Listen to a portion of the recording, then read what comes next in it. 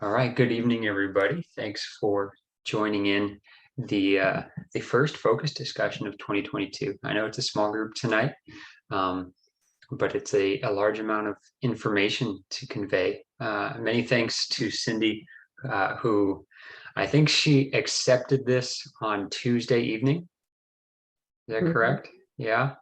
I was not quite prepared, and she has saved me and done quite a good job. I've seen what she's going to take us through. Yeah, there have been, well, it's been a while since Team3 has really been in action because of this whole pandemic affair. So we had 2 years pretty much of law changes, and then the 2022 and 2023 law changes are out now as well. So she's rolling all 3 of those revisions together. And the goal here is to make sure that we're not rusty, make sure we're on the same page, make sure we're up to date. And the theme for Team3 for this season is to get back to basics. And with that, there's the law is the first thing we're talking about tonight. It's important to be up to date on the laws because it's our job to understand, to interpret, and to enforce them. Additional meanings of back to basics are, we have a fair number of people who have been with Team3 for a while, and because they've been honing their craft for a long time, they can focus on very meticulous details that are one of the remaining factors that need to be improved in their games. But during the pandemic, while we stayed online, and we might have been just about the only option available for referee instruction in AYSO during the first year of the pandemic, we picked up a lot of new faces. We have more regional referees now than ever before. We have plenty of intermediates, plenty of advanced, and plenty of national candidates. So because of that, we need to understand that coming at different levels, we need to start with the basics. Once you get the basic concept, you understand what the law says, you understand what the game needs, then you can start developing your understanding of that more and reading further into the players' needs, into the coaches' needs, into the game's needs, and provide more insightful officiating. But that all starts with a good fundamental knowledge of what the game needs and what the laws require. So you'll see us adhering to that theme in the instruction this year. We have been to 4 tournaments so far, 4 tournament weekends so far this year, which is great. And we've kind of been keeping those themes in the briefings that we do every morning before the first match starts. So without running my mouth too much more, if there are any questions on that, I'm happy to field them, but otherwise I'll hand off to Cindy's capable hands. Thank you, Cindy. Louis, you've disabled my ability to share my screen. Could you give me that ability, please? I don't know. Should we? Yeah, when I was moving the laptop, I closed it, and so I had to phone a friend and have them log me back in as the host. So I have to make you a host. Or a co-host. You have your abilities now? Yes, I do. Thank you very much. All right. I don't appear to have any abilities anymore, but you're in control. Okay. Everybody can see my screen now, I hope? Yes. Awesome. So stop me if you have any questions. What I'm going to do is go over the law changes for 2020, 2021, 2021, 2022, and 2022, 2023. That's hard to say because we want to make sure, we wanted to make sure to capture all of the changes since we were last on the fields. So I've tried to, with each one of these changes, to note on the change which year the change was made, so you can go and look at it. So let's kind of jump right into that. There's a lot of stuff here, but I wanted to give you the continuity of covering everything. So the changes in 2020, 2021, and 2022 were not major. A lot of clarifications, a lot of cleaning up some dissimilar wording in different laws that covered the same topic. So not a lot of big changes, and we'll go over them all. The IFAB general meeting for 2022-2023 was postponed, but they decided in March that they were going to implement the law changes that were agreed upon during the 2021 annual meeting. And that mainly consists of, again, clarifications and consistency updates, and also some updates on number of substitutions for international matches. But because those don't apply to AYSO, I didn't include those in the presentation. Now, if you note, the law changes that are 2022-2023 don't go into effect until July 1st. So just keep that in mind. There's not a lot, but just be aware of that. I'm going to go through the laws in number order. So we'll start with field of play. And this really has almost no impact on AYSO. Remember, we want to be understanding that it's youth playing, and if the region doesn't really comply with this yet, maybe make a note. But I would say probably not grounds to not play the match. And the change they made was to say that the goalposts and crossbars, both goals must be the same. They can be square, rectangle, or some combination of them, but they want the goals to be the same.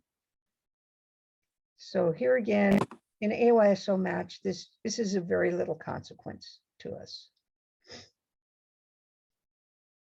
Okay, now moving on to Law 2, which is the ball. We've got a clarification if there is a defective ball, and this was put into place in the 2020-2021 update. So if the ball becomes defective, we're going to restart with a dropped ball.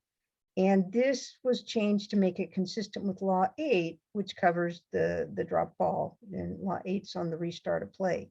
So this was merely a consistency update, nothing really changed here of content. So these first couple of laws, we're going to go through pretty quickly, and then we get a lot of changes in Law 12. So again, stop me if you got a question, but not a lot of impact here. Then Law 7, duration of the match, clarified that stoppage time relates to lost playing time. And this update was made in 2021, 2022, and all they did was stick in the word playing time instead of just time lost, playing time lost. Again, this really has very little impact on AYSO because in most cases, we have back-to-back matches and we're instructed at the tournament or in the fall season that we can't add time. But if you have the luxury of adding time, they just wanted to clarify this. For Law 8, we have a change coming for this coming year. It'll go into effect in July. This is also a clarification that the referee tosses the coin.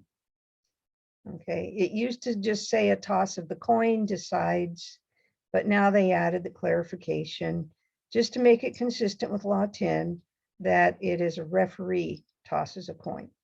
Here again, keep in mind, if you're doing kids and the referee wants to hand the coin to a player to make the toss, that's completely fine. Make it age appropriate. Okay, now let's talk about determining the outcome of a match. And this change is to clarify that cautions are not carried forward into kicks from the penalty mark if that's the method used to decide the winner of a match that's tied at the end of play. This change was put in 2020, 2021, and it added a player who has been sent off the match is not permitted to take part. So a send-off does carry forward, but warnings and cautions issued during the match are not carried forward into kicks from the penalty mark. And remember, this applies to players and team officials who've been cautioned. So now, if they are cautioned during the match, it will not carry forward. However, if they are cautioned during kicks from the penalty mark and then cautioned a second time during kicks from the penalty mark, they can be sent off for the second caution. Hopefully that makes sense to everybody. All right. All right. Also in Law 10, they clarified that a team official may be cautioned or sent off during kicks from the penalty mark. This is a clarification that's going into effect this year, and they simply added the wording that a player, substituted player, or team official may be cautioned or sent off. And here again, that's just to make it consistent across the laws.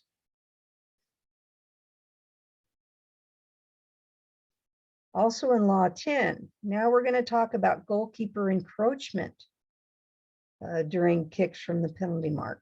This clarification was put in place in 2020, 2021. And I'm going to read this through and then we'll talk about the change. If the goalkeeper commits an offense and as a result, the kick is retaken, the goalkeeper is warned for the first offense and cautioned for any subsequent offenses. So this allows your ability to warn first and then caution. And remember, let's make it age appropriate for youth players. If we're working with 10U or 12U, we probably would not be talking about issuing a caution. And for older players, we have to, be aware of how we can manage this. We may or may not find that a caution is appropriate. This same change also is reflected in Law 14, which is the law on penalty kicks. Okay, so warn first, then caution. That's if the kick is retaken.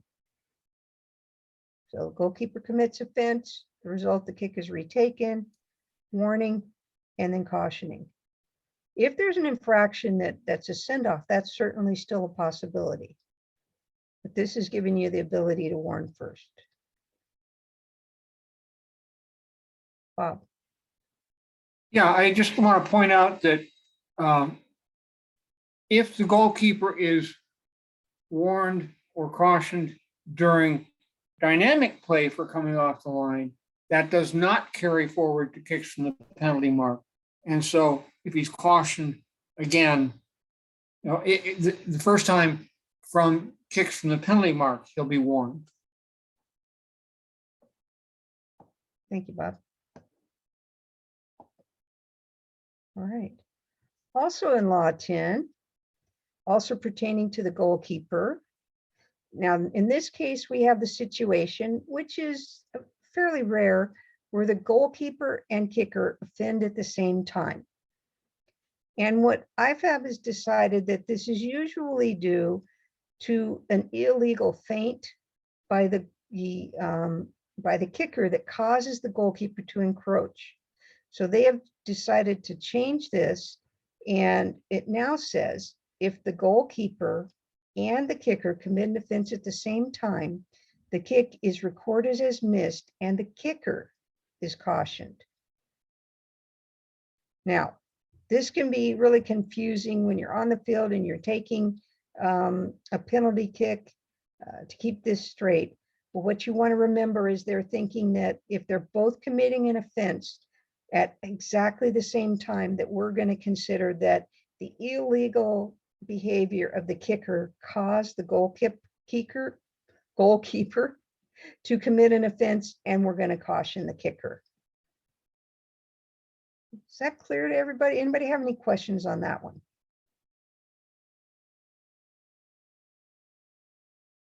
Okay, so we're also going to see this change was put into Law 14 as well.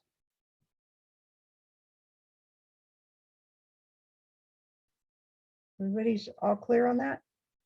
Speak up if you got a question. All right, let's move on to Law 11, offside. And this provides clarification when a deliberate handball is also a deliberate play. And what it says is a player in an offside position receiving the ball from an opponent who deliberately plays the ball, including by deliberate handball, is not considered to have gained an advantage unless it was a deliberate save by an opponent. Okay, so they added deliberate handball to a deliberate play. So a player in an offside position receives a ball from an opponent. So remember, when you receive a ball from an opponent, there's no offside, okay, unless it was a deliberate save. So they've included deliberate handball. Clarification there. Question, deliberate save can only be done by goalkeeper? Could you speak up a little louder? I couldn't hear I'm it. sorry. Deliberate save means goalkeeper, right? Could very well be another defender as well. If the ball is going towards the goal and that player makes a play on the ball, which keeps that ball from going into the goal, then that would be considered a save as well. So it does not have to be only the goalkeeper. Okay, who thank can you. make a save. And often a save is a desperate attempt, a deliberate desperate attempt to stop the ball from going in the goal. So that's separated out from a deliberate play, a deliberate save. Okay.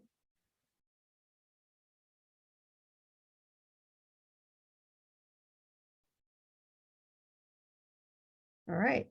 Now let's go to law 12. We're going through these really quick. Let me know if you want to discuss them some more. So let's talk about the new definition and the diagram that was put into place in 2020, 2021. It now defines which part of the arm is part of a handball offense. The hands and arms of all players, including the goalkeeper, are not considered. For the purpose of determining offside, the upper boundary of the arm is in line with the bottom of the armpit. Okay, so in the illustration here, you can see that now the shoulder is completely in play. So a player playing the ball with the shoulder should not be considered guilty of a handball offense. It's from the bottom of the armpit. So in the diagram there, the red part of the arm is eligible to be handling the ball, and the green part, the shoulder there, is no longer considered to be part of the arm in terms of deciding handling the ball.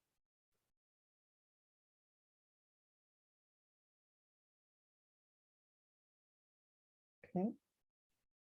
Question here, sorry. Go ahead. I believe the diagram is to determine offside, not when it's handball. This law 12 talks about, you're right, it's offside position, and it's also for handball as well, because only the parts of the body that can legally play the ball are considered when judging offside. Okay. So it's for handball as well as for judging offside. Good clarification. Thank you, Phil.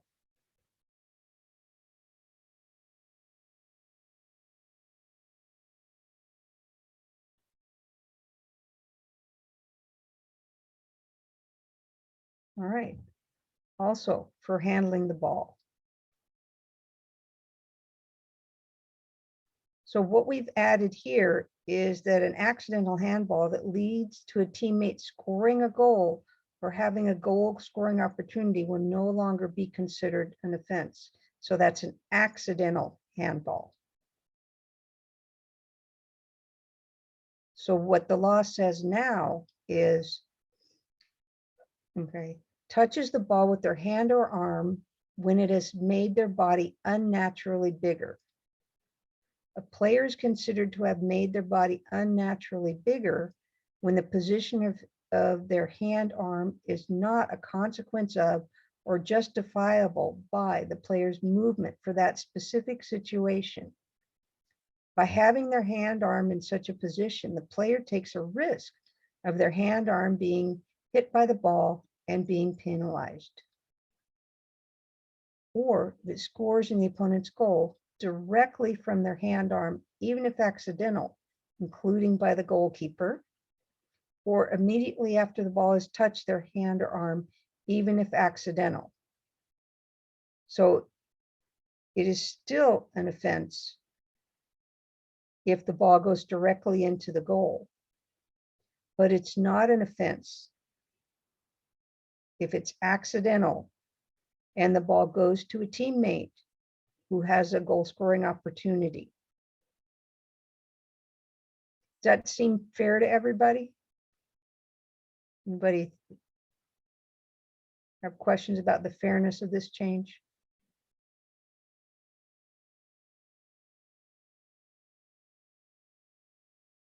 So the intent here was to more narrowly define when an accidental handball should be considered an offense. So if it leads to a score, if it directly causes a score, even if it was an accidental touch, we are going to call a handball. But if it doesn't directly lead to a score and it was accidental, we are not going to call a handball.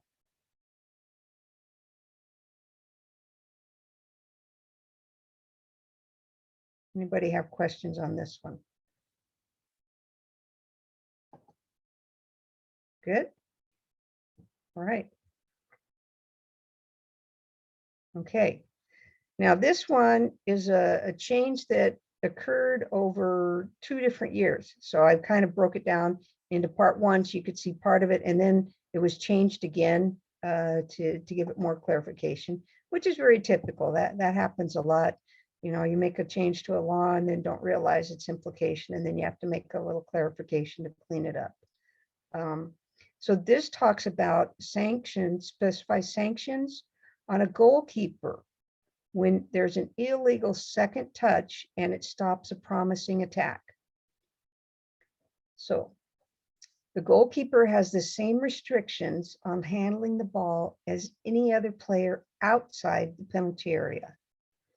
If the goalkeeper handles the ball outside their penalty area, when not permitted to do so, an indirect free kick is awarded, but there is no disciplinary sanction.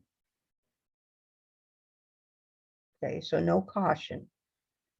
However, if the offense is playing the ball a second time with or without the hand or arm, after a restart, before it touches another player. Okay, so the goalkeeper releases the ball and then goes and plays it again before it touches another player, plays it with their hands or feet. The goalkeeper must be sanctioned if the offense stops a promising attack or denies an opponent or the opposing team a goal or obvious goal scoring opportunity. Here again, we want to make this age appropriate. So we're going to, if age appropriate, we're going to caution that goalkeeper for that illegal second touch if it stops a promising attack or an obvious goal scoring opportunity. So it's fairly narrowly defined there. Everybody clear on that?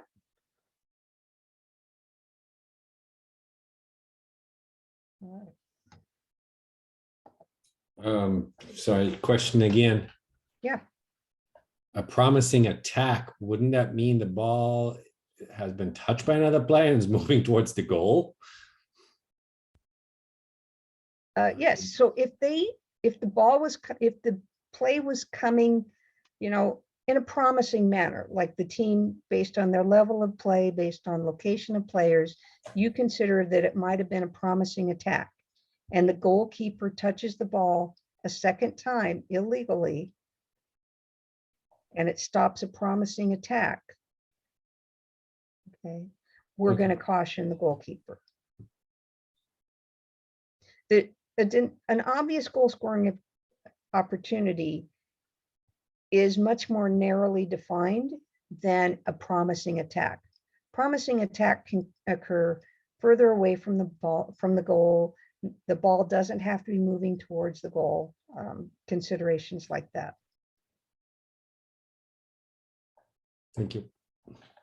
Does that make it more clear? Yes, thank you. Okay. So an obvious goal scoring opportunity is more narrowly defined than a promising attack. All right. Then the clarification that is issued for this year, and that adds that if it's a goalkeeper within their own penalty area, well, we know that if a goalkeeper, let me read it over, where a player denies the opposing team a goal or an obvious goal scoring opportunity by handball offense, the player is sent off wherever the offense occurs, except a goalkeeper within their penalty area. And this is made to be consistent with the other denying an obvious goal scoring sections in Law 12 to make sure it's not misinterpreted to say the goalkeeper will be sent off for a handball offense in their own penalty area. So the goalkeeper has the privilege of handling the ball in their penalty area and will not be sent off.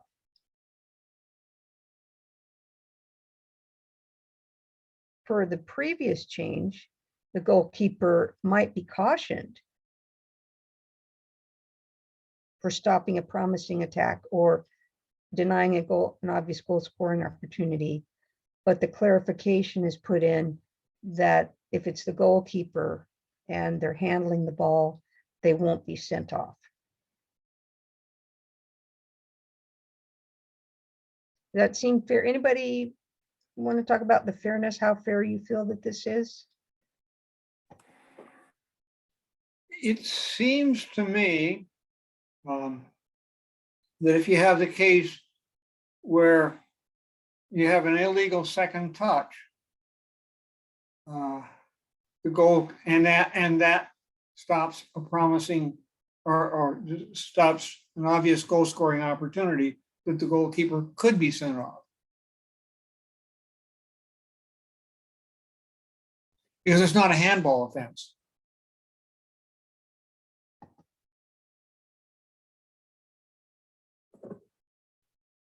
Well, this is talking about an illegal second touch.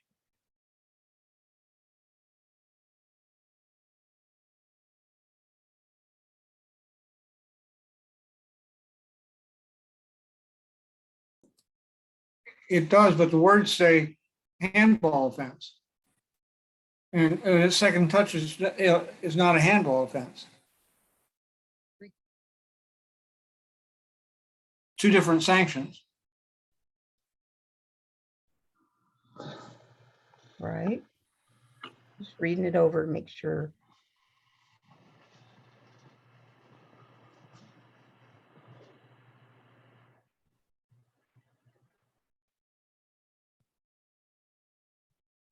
So the IFAB's explanation was the reference to handball offense in the DOGSO section of Law 12 could be misinterpreted as meaning that a goalkeeper could be sent off for a handball offense in their own penalty area.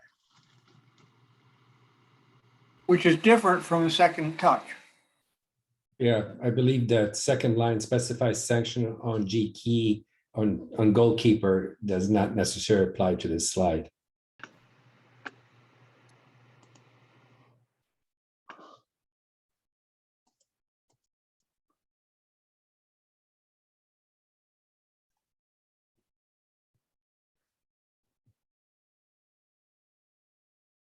Okay, and I believe that this clarification was put into place because when the goal kick was changed, where the goal kick doesn't have to leave the penalty area, there can be situations where, say, the goalkeeper takes the kick and miskicks it and sees the other team is going to win the ball. So he goes over and plays the ball with his hands. I believe that's the situation they're trying to get at with this.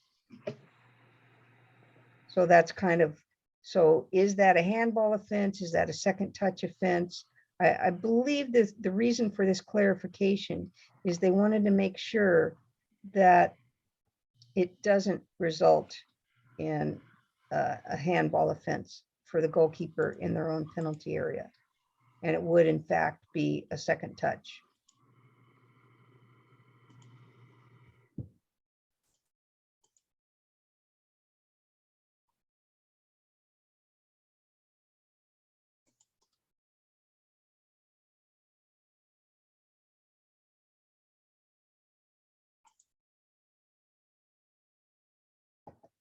Does that make sense on what the intent is here? Yes. And from what I understand from this clarification, it is specifically meant because some confusion arose about the goalkeeper playing the ball a second time with their hands and whether that could be considered a handball offense and might lead to a send-off for a goalkeeper. So that's why IFAB's putting this clarification in.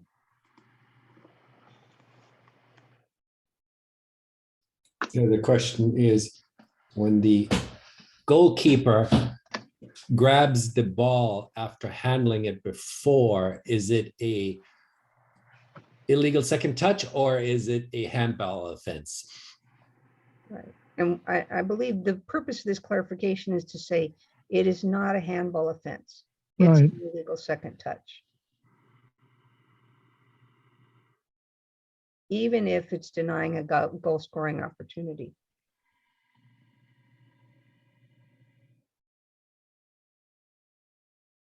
I mean, it can't, no. I mean, you can't have a goalkeeper getting a handball offense in their own area. can you? Correct, I mean, correct. So, I mean, that's just the overriding. So, No, I agree with you, correct. But so this clarification is just to put that in writing, put that exception in, that the goalkeeper within their own penalty area is not going to be sanctioned for denying a goal scoring opportunity by touching the ball with their hands.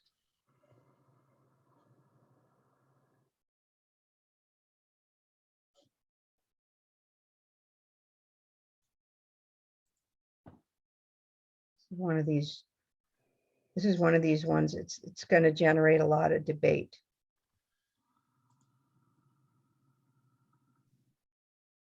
Everyone good with that?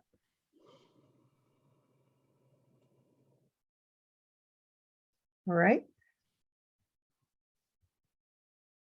well, We can go back. they can't, yeah, I mean, so they can't be sent off for a handball offense, Correct. but they could be sent off for a dog so. Yes, Yes, but not for a handball offense. right, but not for a handball, not for denying an obvious goal scoring opportunity by deliberately handling the ball. Rather, just deliberately just denying an obvious goal scoring opportunity by what? Because By a foul. second touch, yeah, by a foul, Offense. by an offense, but it's an indirect free kick, right? For a second touch. So what would be, it would be no attempt to play the ball. I mean, a foul with no, so it'd be what would be the offense? I mean, I'm just trying to square that in my head. So if they get a second touch and then it's an indirect free kick offense in the area is not a penalty. They get an indirect free kick and the goalkeeper gets cautioned. Where a non-goalkeeper, a regular player gets No, sent off. understand that, but what if they release the ball player, the attacker comes in and they grab the ball to pick it up. They have denied an obvious goal scoring Correct. opportunity So it's an indirect By free an kick and a ind- caution. by an indirect free kick, right? Yes. So Right, this so it's not, clarification says that it will not be considered a handball offense. Okay, it's a second touch offense. So the Right. player won't be sent, the goalkeeper won't be sent off. even though it was a dog so. I don't think it means that the goalkeeper won't be sent off. Right, that's what I'm Because- trying to get clear on Yeah, here. 'cause a dog so it's is a dog so. There's dog so and there's dog so by handling. What this Correct. says is Right. it's not a dog so by handling. Correct. Right. But And you this still is a have, dogs, we still have you a know, foul. denying that an denies- obvious goal scoring opportunity by any offense punishable by a free kick.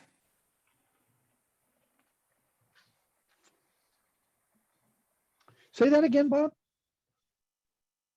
The denial of an obvious goal scoring opportunity by any offense punishable by a free kick, except Right. where there's a legitimate Legitimate attempt you to know, play the ball. attempt to play the ball. Okay. I guess I was thinking that okay. So there you go. So it doesn't have to be, that would be a free kick. It's irrelevant whether it's an indirect or a direct, if it's a dog so. Correct. And this is just. But it would not be a penalty kick. It would not be a penalty kick. Right. That's the weird part. So a send off, you denied an obvious goal scoring opportunity in the area, and we're going to give you an indirect free And kick. the bottom line is don't let it happen. Right.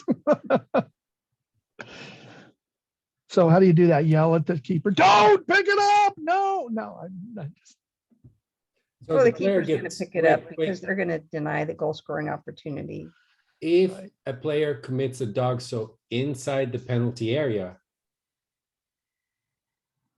under this here by a handball offense, but it wouldn't be but that's not a wouldn't it be handball. If the PK, keeper, a player, does it. penalty kick?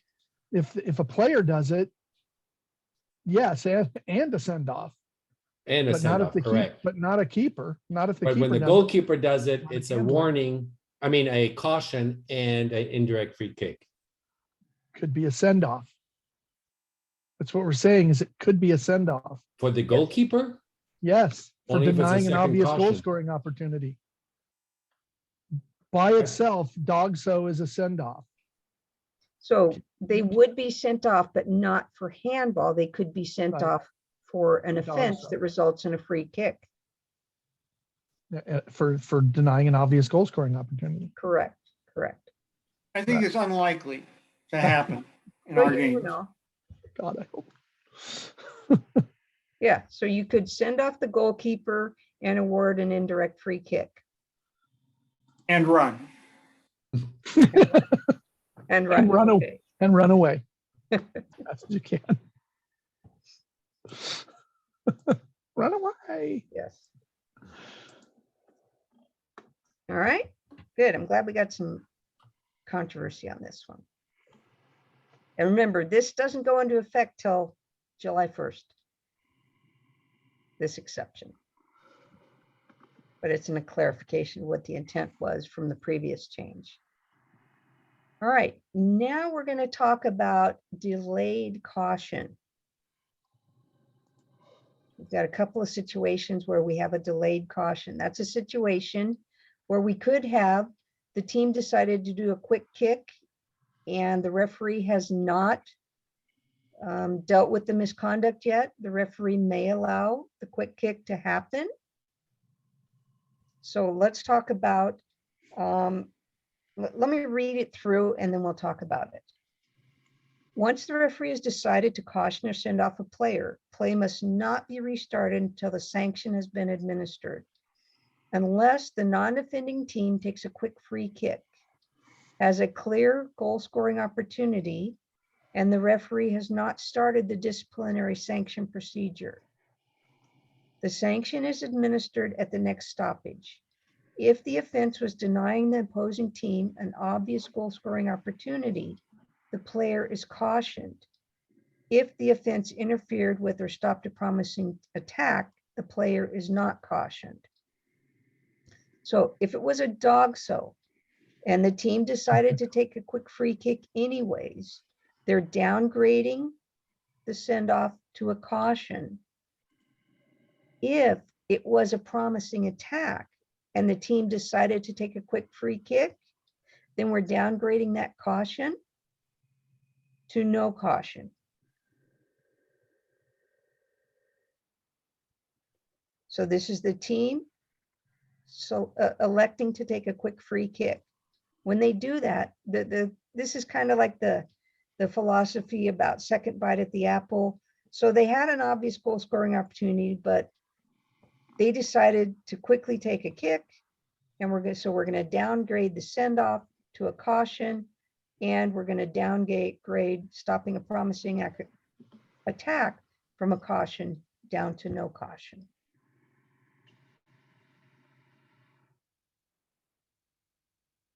Okay.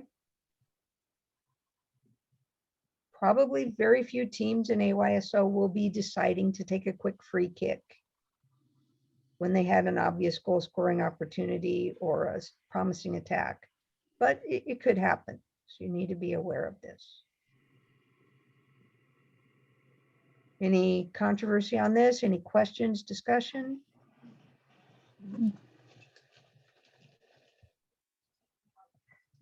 Good with this one? Okay, so we have a very You can similar change Tear off when the stuff referee and then cook decided it to for another allow 10 minutes. advantage. You could turn it up to 400. Sorry about that. So let me read through that. If the referee plays advantage for an offense for which a caution or send-off would have been issued had play been stopped, this caution or send-off must be issued when the ball is next out of play. However, if the offense was denying the opposing team an obvious goal scoring opportunity, the player is cautioned for unsporting behavior. If the offense was interfering with or stopping a promising attack, the player is not cautioned. So similar to a quick free kick, if the team was awarded advantage, if it was denying an obvious goal scoring opportunity, the misconduct issued at the next stoppage of play is going to be a caution. And if it's stopping a promising attack, it's going to be no caution. So we're downgrading the send off to a caution. We're downgrading the caution to no caution. Same philosophy as on the previous change here from the quick free kick. Same change in effect here on an advantage. And the fairness principle is that the team took advantage, they had an opportunity, and we're not going to give them a double penalty on the opposing team.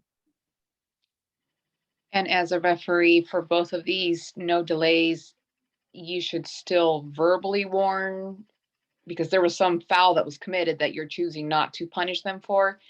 You should still verbally talk to the players, consider those warnings. Definitely game management should be on your mind. You should be dealing with this. You should be letting the players know what is coming by talking to them. Absolutely, Angela. Very good point. With advantage, you are in fact acknowledging that yes, there was a foul.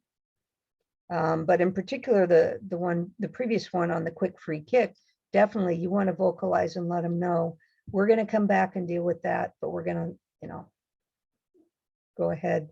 But yeah, game management, very important there, talking to the players. Because it's unlikely that the players are going to understand what you've done. Most AYSO players will not understand why you've allowed advantage or the quick free kick. So it's very important to talk to them. All right. Here again, those are probably going to be fairly uncommon situations. All right. Now we have a change talking about failure to respect the required distance when play is restarted by a drop ball. And this is just to be consistent with other offenses. So what's added is when it talks about a player is guilty of delaying the restart of play, dissent, okay, failure to respect the required distance when play is restarted with a drop ball, corner kick, free kick, or throw in. So the only thing that was changed is drop balls now added to the list, just for consistency. And what is that required distance on a drop ball?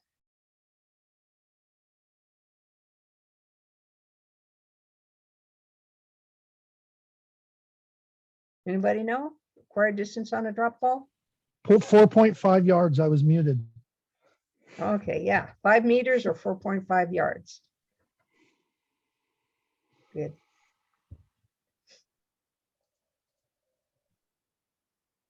All right, cautioning for unsporting behavior. This clarification makes it clear that an offense doesn't need to be a foul to be part of unsporting behavior. So they added the word commits any offense which interferes with or stops a promising attack, except where the referee awards a penalty kick for an offense which was an attempt to play the ball. So unsporting behavior, misconduct can occur on any offense which interferes with or stops a promising attack.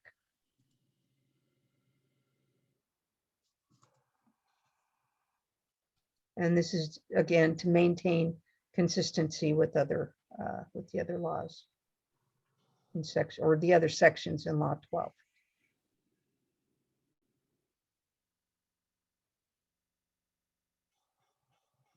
Good? Yep. All right. All right. This was added to talk about deliberate tricks being a type of unsporting behavior.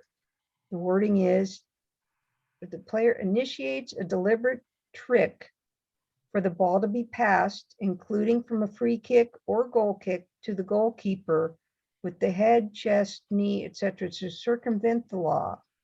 Whether or not the goalkeeper touches the ball with their hands, the goalkeeper is cautioned for responsibility for initiating the deliberate trick. Okay.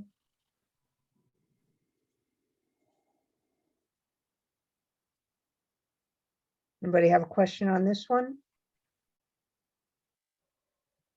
Pretty straightforward. But it's saying here now that both will be cautioned. No, I don't believe so. I believe only one player is cautioned. The person who initiates the trick. And what they're acknowledging is the goalkeeper might initiate the trick. So that last line says the goalkeeper is cautioned if responsible for initiating the deliberate trick. Mhm.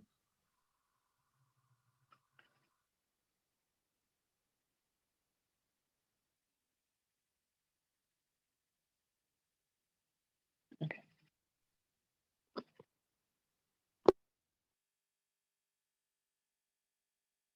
Okay, so this is the person who initiates the deliberate trick to circumvent the law is cautioned.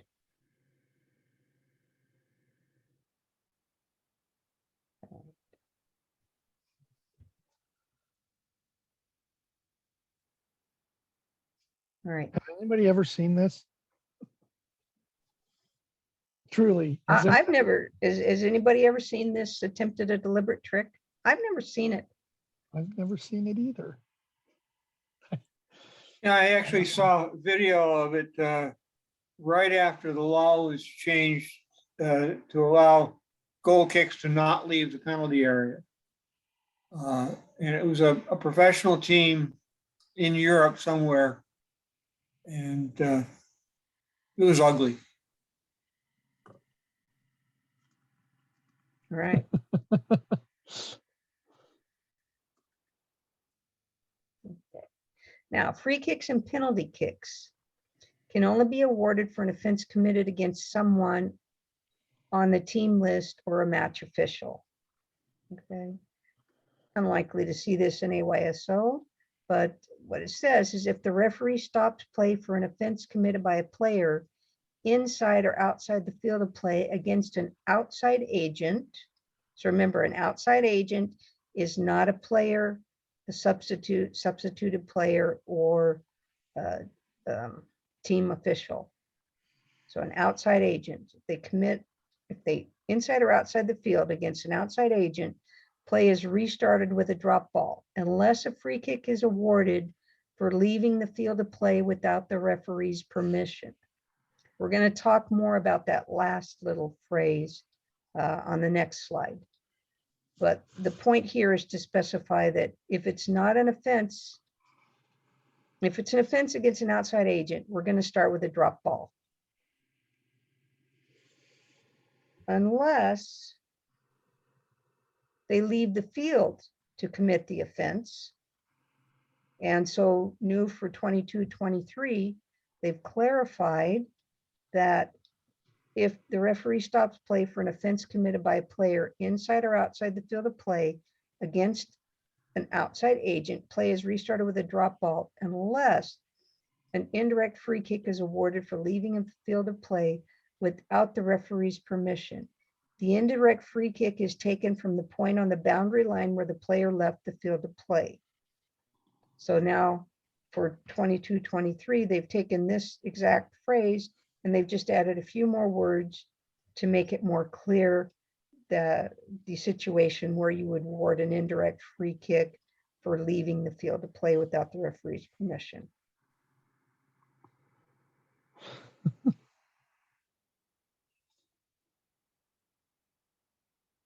Wow. Yeah. Probably not This going to happens see a all the lot in an time. AYSO match. I don't know. That seems like it happens a lot. All right.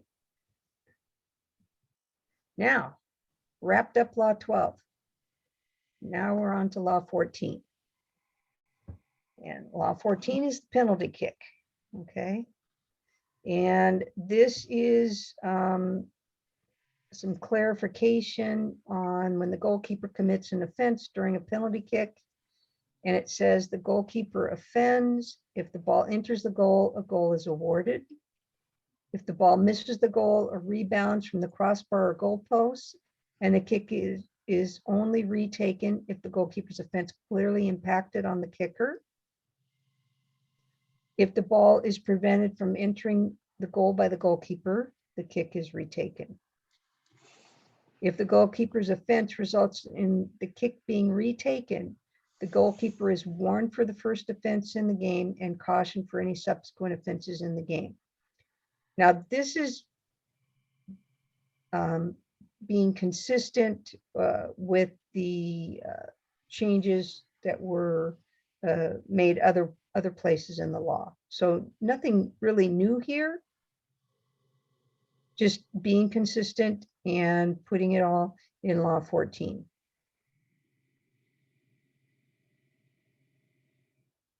So we've talked about these changes at other places. Okay, we talked about this as well. When both the goalkeeper and the kicker commit an offense, we're going to caution the kicker. And IFAB's rationale is that offense by the goalkeeper was caused by an illegal feint by the kicker. So here, this is just the same change we talked about earlier, is also here in Law 14.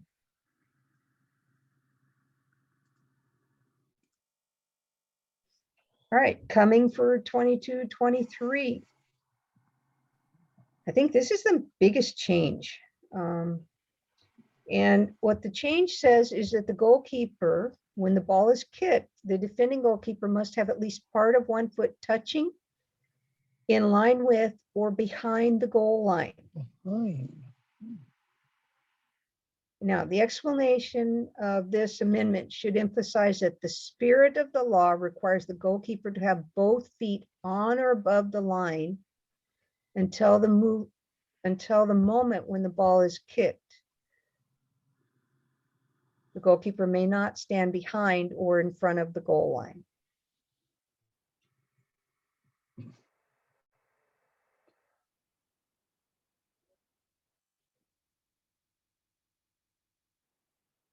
Okay. And the rationale for this was because VAR is being used in a lot of matches. And in some cases, VAR was detecting that one of the goalkeeper's feet was actually behind the line and not touching the line. Okay. And so they wanted to remove that trifling offense from consideration when using VAR. Right. So they put this wording in that 1 foot may actually be behind the line. But the spirit that they're intending to put in says that the goalkeeper cannot stand fully behind the line and say like run up to block the penalty kick. So they can straddle the line now.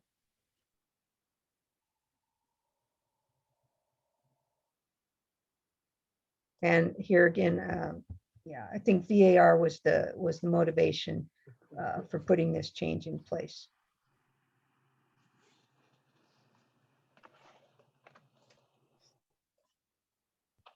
Anybody see any problems with this one? No, I've always, whenever I've looked at the video review, I've never called this. So Yeah. I know Bob has, but he's a stickler. I just can't tell a foot from a hand. Yeah, what if they're on their, what if they're standing on their hands? Can they have their hand behind them? That I don't think they can. They have to be standing. So Well, I think the hands could be, both hands could be in front of the goal line as long as 1 foot was over right. or behind the goal line.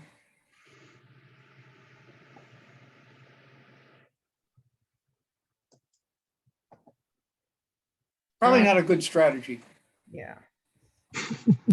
All right, let's move on. Okay, now we've got some changes that were made in the glossary section of the laws and definition of the holding offense. And it says the holding offense occurs only when a player's contact with an opponent's body or equipment impedes the opponent's movement. And what the intent of this is to make it clear that minor holding or trifling, doubtful holding shouldn't be penalized. Only when the holding impedes the opponent's movement. So I suppose the players could be walking around the field holding hands and that would be perfectly fine.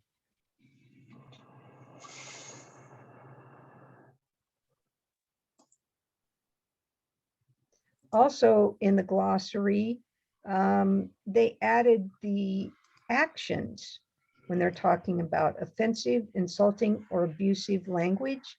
The word action was added there in the definition.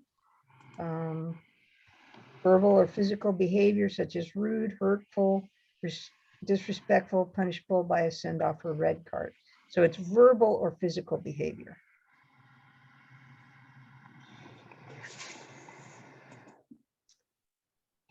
And okay, so this talks about, and here again, this change was motivated by the VAR, the restart position. A player's position at a restart is determined by the position of their feet or any part of their body which is touching the ground, except as outlined in Law 11. Law 11 talks about the arm below the armpit not being considered. Okay, so to judge their position for a restart, especially, I guess this came into play with VAR in judging encroachment on a restart. Really no significant impact on our games until we start having VAR in all of our games. So here again, just making it consistent. Only the parts of the body that can actually play the ball are considered when considering their position. All right, in the part of the laws of the game where it talks about body language, communications, and whistles, This is where it's giving advice to referees. They added a section, some wording to the penalty kick section, and it talks about what kind of signals that the team uses. So let me read this. It says, if a goalkeeper blatantly moves off the goal line before the ball is kicked and prevents a goal from being scored, the AR should indicate the encroachment according to the pre-match instructions from the referee. So here it's just specifying to use the pre-match instructions. So what should every referee talk about in their pregame? How the AR is going to indicate encroachment. Right? Yeah. On a penalty kick. And I think at the last tournament that Team3 was at Apricot Jam, I had the opportunity to AR with three different referees, and they all included this in their pregame, and they all had different instructions. So very important to cover that. How you want that signal to happen.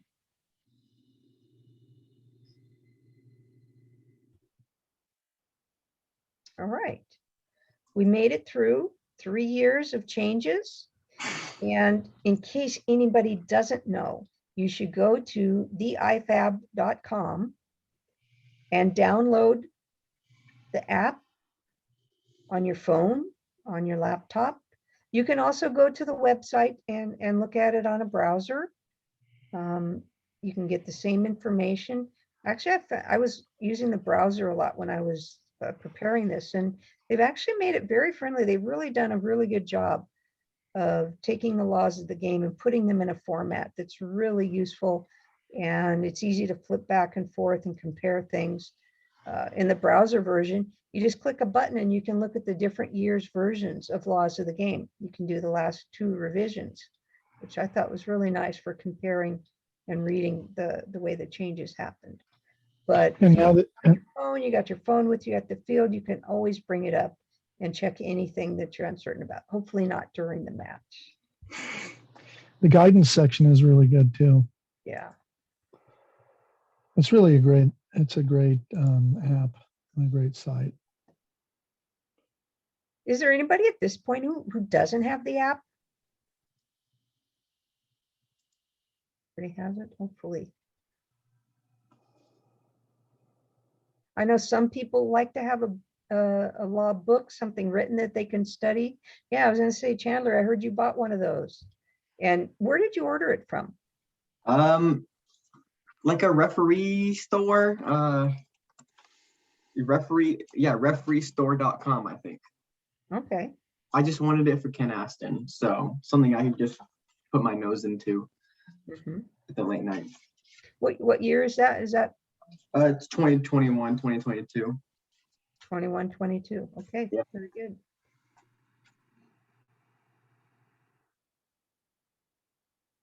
Nice. Louis, I'm going to give it back to you. Could you copy that off? Copy that off for me. I don't want to buy it, but if you could make a copy and then staple it. Print it. Oh, sure, yeah, I got you. Thanks, Chandler. Yeah, no problem.